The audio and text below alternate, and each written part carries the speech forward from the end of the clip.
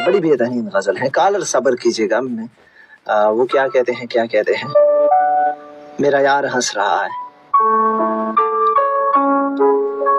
जी हाँ, यही गजल थी साकिब की गजल सुन लीजिएगा। लफ्जों का अंबार लगाया जाता है, लफ्जों का अंबार लगाया जाता है, तब जाके मायार बनाया जाता है। बड़े बड़ों की बातें सुननी पड़ती है, खुद को ताबेदार दिखाया जाता है। पता करो वो किसकी आंखें हैं जिनसे, पता करो वो किसकी आंखें हैं जिनसे दरिया का किरदार निभाया जाता है। पहले एक दुकान बनाई जाती है, फिर सारा बाजार सजाया जाता है।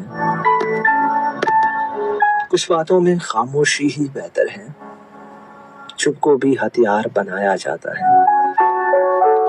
महफिल महफिल शेर सुनाते फिरते हो, दर्द मेरे सरकार छुपाया जाता है। बाद में सारे रिश्ते अपने लगते हैं, पहले कारोबार बढ़ाया जाता है।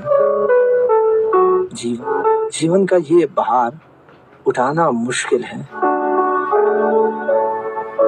जीवन का ये बार उठाना मुश्किल है, लेकिन मेरे यार उठाया जाता है, लेकिन मेरे यार उठाया जाता है। आमिर